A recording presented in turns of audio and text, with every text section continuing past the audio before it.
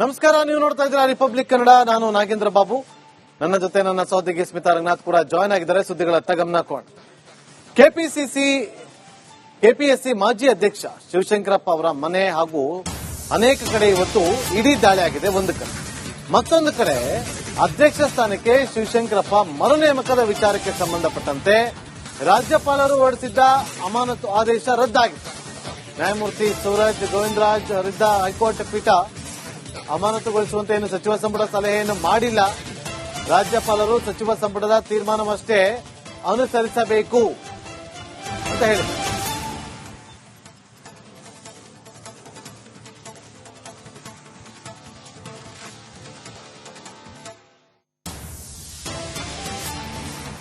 KPSC ಅಧ್ಯಕ್ಷರ ವಿರುದ್ಧದ ಆರೋಪ ಬಗ್ಗೆ ಕೋರ್ಟ್ ತೀರ್ಮಾನ ಮಾಡಿಲ್ಲ.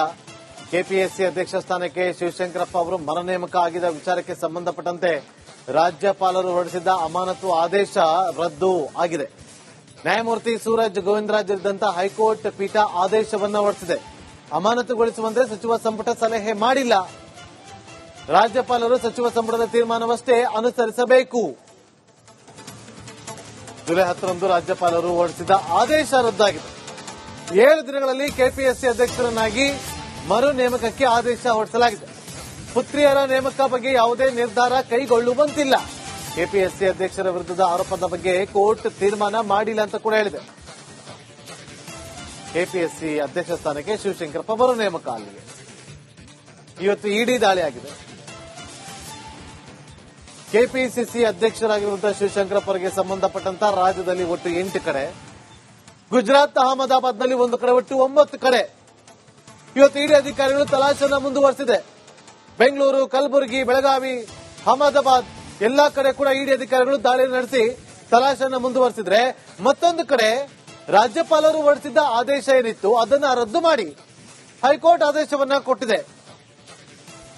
ಕೆಪಿಎಸ್ಸಿ ಅಧ್ಯಕ್ಷರ ವಿರುದ್ಧದ ಆರೋಪದ ಬಗ್ಗೆ ಕೋರ್ಟ್ ತೀರ್ಮಾನಿಸಿಲ್ಲ. ಕೆಪಿಎಸ್ಸಿ ಅಧ್ಯಕ್ಷ ಸ್ಥಾನಕ್ಕೆ ಶಿವಶಂಕರಪ್ಪ ಅವರು ಮರು ನೇಮಕ ಆಗಿದೆ. ಇಲ್ಲಿಗೆ ರಾಜ್ಯಪಾಲರು ಹೊರಡಿಸಿದ್ದ ಅಮಾನತು ಆದೇಶ ಏನಿದೆಯಲ್ಲ ಅದು ರದ್ದು ಮಾಡಿದ್ದಾರೆ. ಕೆಲವೊಂದಷ್ಟು ಕಾರಣಗಳನ್ನ ಕೊಟ್ಟು ಅಮಾನತುಗೊಳಿಸುವಂತೆ ಸಚಿವ ಸಂಪುಟ ಸಲಹೆ ಮಾಡಿಲ್ಲ. ರಾಜ್ಯಪಾಲರು ಸಚಿವ ಸಂಪುಟದ ತೀರ್ಮಾನವಷ್ಟೇ ಅನುಸರಿಸಬೇಕು ಅಂತ ಹೇಳಿದೆ. ಜುಲೈ 10ರಂದು ರಾಜ್ಯಪಾಲರು ಹೊರಡಿಸಿದ್ದ ಆದೇಶ ಈಗ ರದ್ದಾಗಿದೆ. 7 ದಿನಗಳಲ್ಲಿ ಕೆಪಿಎಸ್ಸಿ ಅಧ್ಯಕ್ಷರನ್ನಾಗಿ ಮರು ನೇಮಕಕ್ಕೆ ಆದೇಶ ಕೂಡ ಹೊರಡಿಸಲಾಗಿದೆ.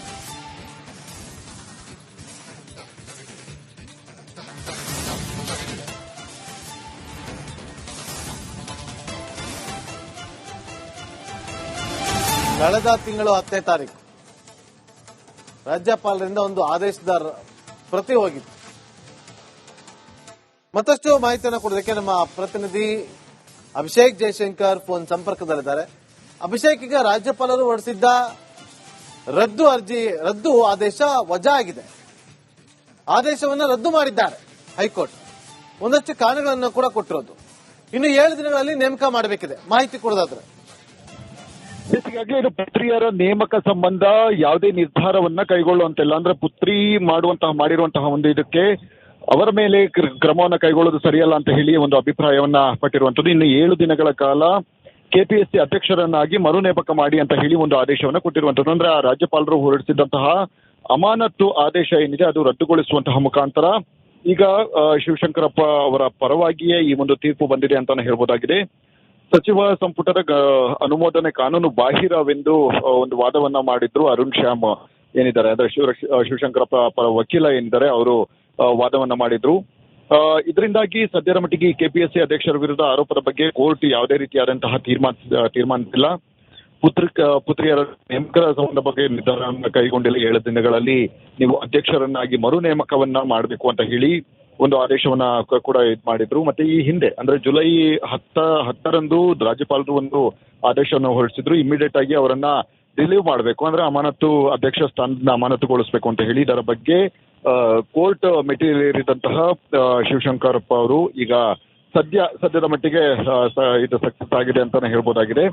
ಈಗ ಸದ್ಯ ಮತ್ತೆ ಅವರೇ ಈ ರೀತಿಯಾಗಿ ಅಧ್ಯಕ್ಷ ಸ್ಥಾನದಲ್ಲಿ ಮುಂದುವರಿತಾರ ಅಥವಾ ಇದಕ್ಕೆ ಮೇಲ್ಮನವಿಯನ್ನ ಸರ್ಕಾರ ಅಥವಾ ಯಾರು ದೂರನ್ನ ಕೊಟ್ಟಿದ್ರು ಅಂದ್ರೆ ಪ್ರತಿವಾದವನ್ನ ಮಾಡಿದ್ರು ಅವರು ಮೇಲ್ಮನವಿ ಹಾಕುವಂತ ಮುಖಾಂತರ ಇದಕ್ಕೆ ಮತ್ತೆ ಒಂದು ಮರು ಪರಿಶೀಲನೆ ನಡೆಸಿ ಅಂತ ಹೇಳಿ ಒಂದು ಇದನ್ನ ಮಾಡ್ತಾರ ಅನ್ನುವಂಥದ್ದು ಮುಂದಿನ ಹಂತದಲ್ಲಿ ಕಾದು ನೋಡ್ಬೇಕಾಗಿದೆ. ಸದ್ಯದ ಮಟ್ಟಿಗೆ 7 ದಿನಗಳಲ್ಲಿ ಮತ್ತೆ ಅವರೇ ಅಧ್ಯಕ್ಷರಾಗಿ ಕೆಪಿಎಸ್ಸಿ ಏನಿದೆ ಅಧ್ಯಕ್ಷ ಸ್ಥಾನಕ್ಕೆ ಬರ್ಲಿದ್ದಾರೆ ಅಂತಾನೆ ಹೇಳ್ಬೋದು. ಇದು ಕೋರ್ಟ್ ಆದೇಶ ಆಗಿರುವಂತಹ ಕಾರಣದಿಂದಾಗಿ, ಅಂದ್ರೆ ಹೈಕೋರ್ಟ್ ಆದೇಶ ಆಗಿರುವಂತಹ ಕಾರಣದಿಂದಾಗಿ ಇಮಿಡಿಯೇಟ್ ಆಗಿ ಇದನ್ನ ಯಾರು ಈ ರೀತಿಯಾದಂತಹ ಒಂದು ಅಮಾನತ್ತು ಇದನ್ನು ಮಾಡಿದರೆ ಅದನ್ನ ತೆಗೆದುಕೊಳ್ಬೇಕಾಗುತ್ತೆ. ಮತ್ತು ಸಿಬ್ಬಂದಿಗಳು ಯಾವುದೇ ರೀತಿಯಾದಂತಹ ಅಮಾನತು ಮಾಡುವಂತಹ ಒಂದು ಅವರಿಗೆ ಇದು ಕೂಡ ಇಲ್ಲ, ಅಂದ್ರೆ ಅವಕಾಶ ಕೂಡ ಇಲ್ಲ, ಮತ್ತೆ ಅವರಿಗೆ ಅಷ್ಟೊಂದು ಪವರ್ ಕೂಡ ಇಲ್ಲ ಅಂತ ಹೇಳಿ ಈ ಹಿಂದೆ ವಾದವನ್ನು ಮಾಡಿದ್ರು. ಅಂದ್ರೆ ಈ ರೀತಿಯಾಗಿ ಬರೀ ಸಿಬ್ಬಂದಿಗಳು ಅಲ್ಲಿ ಇದು ಮಾಡುವಂಥದ್ದು, ಮತ್ತೆ ಹಂಗಾಮಿ ಅಧ್ಯಕ್ಷರನ್ನಾಗಿ ಯಾರನ್ನೋ ಒಬ್ಬರನ್ನ ಕೂರಿಸಿ ಅವರು ನನ್ನನ್ನ ವಜಾ ಮಾಡುವಂತಹ ಒಂದು ಪವರ್ಗಳು ಇಲ್ಲ ಅಂತ ಹೇಳಿ ಬಲವಾದಂತಹ ಒಂದು ವಾದವನ್ನು ಕೂಡ ಈ ಹಿಂದೆ ಮಾಡಿದ್ರು. ಇದು ಕಾನೂನು ಮುಖಾಂತರ, ಅಂದ್ರೆ ಕಾನೂನು ಯಾವ ರೀತಿ ಇದೆ ಅಂತ ಹೇಳಿ ಅದನ್ನೆಲ್ಲವನ್ನು ಕೂಡ ಅನಲೈಸ್ ಮಾಡಿದ ಬಳಿಕ ಈ ರೀತಿಯಾದಂತಹ ಒಂದು ಆದೇಶವನ್ನು ನೀಡಿರುವಂತಹ ಮುಖಾಂತರ ಈಗ ಶಿವಶಂಕರಪ್ಪ ಪರ ಈ ಒಂದು ತೀರ್ಪು ಬಂದಿರುವಂತದ್ದು. ಹೀಗಾಗಿ ಸದ್ಯ 7 ದಿನಗಳಲ್ಲಿ ಅವರೇ ಅಧ್ಯಕ್ಷ ಸ್ಥಾನಕ್ಕೆ ಮತ್ತೆ ಅವರೊಂದು ಇದು ಮಾಡ್ತಾರೆ ಅಂತಾನೆ ಹೇಳ್ಬೋದಾಗಿದೆ. ನಾಗೇಂದ್ರ, ಅಭಿಷೇಕ್, ಇದನ್ನ ಸರ್ಕಾರ ಪ್ರಶ್ನೆ ಮಾಡಲ್ವಾ ಹಾಗಾದ್ರೆ?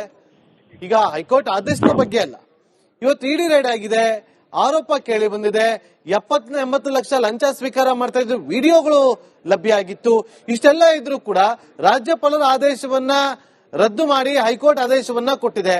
ಸರ್ಕಾರ ಏನ್ ಮಾಡುತ್ತೆ ಈಗ? ಖಂಡಿತ ಈಗಾಗಲೇ ಈ ಬಗ್ಗೆ ಒಂದು ಸರ್ಕಾರ ಒಂದು ವಾದವನ್ನ ಮಾಡಬೇಕಾಗಿದೆ. ಅಂದ್ರೆ ಪ್ರತಿವಾದದ ಮುಖಾಂತರ ಈ ರೀತಿಯಾಗಿ ಇಡಿ ಅಧಿಕಾರಿಗಳು ಕೂಡ ದಾಳಿಯನ್ನು ನಡೆಸಿದ್ರು ಮತ್ತು ಈ ಹಿಂದೆ ಸಿಐಡಿ ಅಧಿಕಾರಿಗಳಿಗೆ ಬೇಕಾದಂತಹ ಹಲವು ಸಾಕ್ಷಿಗಳು ಕೂಡ ಸಿಕ್ಕಿದೆ ಅಂತ ಹೇಳಿ ಒಂದು ವಾದವನ್ನ ಮಾಡಬೇಕಾಗಿತ್ತು. ಆದ್ರೆ ಸದ್ಯದ ಮಟ್ಟಿಗೆ ಇಲ್ಲಿ ಯಾವ ರೀತಿಯಾದಂತಹ ಯಾವ ಅಂಶಗಳನ್ನ ಇಟ್ಟುಕೊಂಡು ಹೈಕೋರ್ಟ್ ಈ ಒಂದು ತೀರ್ಪನ್ನ ನೀಡ್ತಾ ಅನ್ನುವಂಥದ್ದು ಮುಂದಿನ ಹಂತದ ಆ ಒಂದು ಆರ್ಡರ್ ಕಾಪಿ ಏನಿದೆ ಅದರಲ್ಲಿ ಗೊತ್ತಾಗಬೇಕಾಗುತ್ತೆ. ಈಗ ಮುಂದಿನ ಹಂತದಲ್ಲಿ ಸರ್ಕಾರ ಇದರ ಬಗ್ಗೆ, ಅಂದ್ರೆ ಈ ಒಂದು ಮತ್ತೆ ಅಧ್ಯಕ್ಷ ಸ್ಥಾನದಲ್ಲಿ ಮುಂದುವರಿಯುವಂತಹ ಒಂದು ಬಗ್ಗೆ ಮೇಲ್ಮನವಿ ಸಲ್ಲಿಕೆ ಮಾಡುವಂತಹ ಸಾಧ್ಯತೆಗಳು ಕೂಡ ತೀರಾ ಹೆಚ್ಚಿದೆ ಅಂತ ಹೇಳ್ಬೋದಾಗಿದೆ. ಯಾಕಂದ್ರೆ ಒಬ್ಬ ಹಗರಣದಲ್ಲಿ ಭಾಗಿಯಾಗಿದ್ದಂತಹ ವ್ಯಕ್ತಿ, ಅದು ಅಲ್ಲದೆ ಇಡಿ ಅಧಿಕಾರಿಗಳು ಏಕಾಏಕಿ ಸುಮ್ಮನೆ ಅವರೊಂದು ದಾಳಿಯನ್ನ ಮಾಡುವಂಥದ್ದು ಮತ್ತೆ ಕೇಸನ್ನು ದಾಖಲು ಮಾಡುವಂತಹ ಪ್ರಕ್ರಿಯೆಗಳನ್ನು ನಡೆಸೋದಿಲ್ಲ. ಅವರು ಪ್ರಾಪರ್ ಆಗಿ ಏನೇನೋ ಸಾಕ್ಷಿಗಳಿರುತ್ತೋ ಆ ಸಾಕ್ಷಿಗಳ ಅನ್ವಯವಾಗಿ ಅವರೊಂದು ವರ್ಕ್ ಮಾಡ್ತಾರೆ, ಅಂದ್ರೆ ಫೀಲ್ಡ್ ಇದನ್ನ ಮಾಡ್ತಾರೆ. ಅವರ ಯಾರು ಆರೋಪಿ ಇದನ್ನೋ ಆತನ ವಿಚಾರಗಳನ್ನ ತೆಗೆದುಕೊಂಡ ಬಳಿಕ ಕೊನೆಯ ಹಂತದ ಪ್ರಕ್ರಿಯೆ ಅನ್ನೋದೇ ಈ ಒಂದು ದಾಳಿ ಅಂತಾನೆ ಹೇಳ್ಬೋದಾಗಿದೆ. ಹೀಗಾಗಿ ಇಲ್ಲಿಯವರೆಗೆ ಶಿವಶಂಕರಪ್ಪ ಮತ್ತೆ ಅವರ ಯಾರು ಇದ್ದಾರೆ ಅಂದ್ರೆ ಮಧ್ಯವರ್ತಿಗಳೇನಿದ್ದಾರೆ ಅವರೆಲ್ಲರ ವಿಚಾರಗಳನ್ನ ತೆಗೆದುಕೊಂಡ ಬಳಿಕವಷ್ಟೇ ದಾಳಿಯನ್ನು ನಡೆಸಿರುವಂಥದ್ದು. ಹೀಗಾಗಿ ಇಡಿ ಅಧಿಕಾರಿಗಳು ಕೂಡ ಈತ ಹಗರಣದಲ್ಲಿ ಭಾಗಿಯಾಗಿದ್ದಾನೆ ಅನ್ನುವಂತಹ ಒಂದು ವಿಚಾರಗಳು ಕೂಡ ಮೇಲ್ನೋಟಕ್ಕೆ, ಅಂದ್ರೆ ಈ ದಾಳಿಯ ಮುಖಾಂತರ ಒಂದು ತಿಳಿ ಹೇಳುವಂತಹ ಒಂದು ಪರೋಕ್ಷವಾಗಿ ತಿಳಿ ಹೇಳ್ತಾ ಇದೆ. ಇದೆಲ್ಲವನ್ನ ಇಟ್ಟುಕೊಂಡು ಸುಪ್ರೀಂ ಕೋರ್ಟ್ಗೆ ಮುಂದಿನ ದಿನಗಳಲ್ಲಿ ಈ ಅಂಶವನ್ನು ಇಟ್ಟುಕೊಂಡು ಕೂಡ, ಅಂದ್ರೆ ಮನಿ ಲಾಂಡ್ರ್ PMLA ಕೇಸ್ ಕೂಡ ದಾಖಲಾಗಿದೆ ಅನ್ನುವಂತಹ ಒಂದು ಕಾರಣದಿಂದಾಗಿ ಮೇಲ್ಮನವಿ ಸಲ್ಲಿಸುವಂತಹ ಕೆಲಸಗಳನ್ನು ಕೂಡ ಮುಂದಿನ ಹಂತದಲ್ಲಿ ಮಾಡಲಿದೆ ಅಂತಾನೆ ಹೇಳ್ಬೋದಾಗಿದೆ. ಈಗ ಸದ್ಯದ ಮಟ್ಟಿಗೆ ಈ ಒಂದು ಆದೇಶ ಏನಿದೆ ಈ ಹಿಂದೆ ಕೋರ್ಟ್ಗೆ ಇದು ಮಾಡಿದ್ರು, ಅಂದ್ರೆ ಈ ರೀತಿಯಾಗಿ ಆದೇಶವನ್ನ ಪ್ರಶ್ನಿಸಿ, ಅಮಾನತು ಆದೇಶವನ್ನ ಪ್ರಶ್ನಿಸಿ ಕೋರ್ಟ್ಗೆ ಹಾಕಿರುವಂತದ್ದು. ಈಗ ಸದ್ಯ ಅದರ ಆದೇಶ ಬಂದಿದೆ. ಇನ್ನೂ ಉಳಿದಂತಹ ಪ್ರಕ್ರಿಯೆಗಳೇನಿದೆ ಮುಂದಿನ ಹಂತದಲ್ಲಿ ಸರ್ಕಾರದ ಪರ ವಕೀಲರು ಕೋರ್ಟ್ಗೆ ಮನವಿ ಮಾಡುವಂತಹ ಒಂದು ಅವಕಾಶಗಳು ಇರುವಂತಹ ಕಾರಣದಿಂದಾಗಿ ಮುಂದಿನ ಹಂತದ ಪ್ರಕ್ರಿಯೆ ಅದು ನಡೆಯಲಿದೆ. ಥ್ಯಾಂಕ್ ಯು ಅಭಿಷೇಕ್, ನಿಮ್ಮೆಲ್ಲ ಮಾಹಿತಿಗಾಗಿ.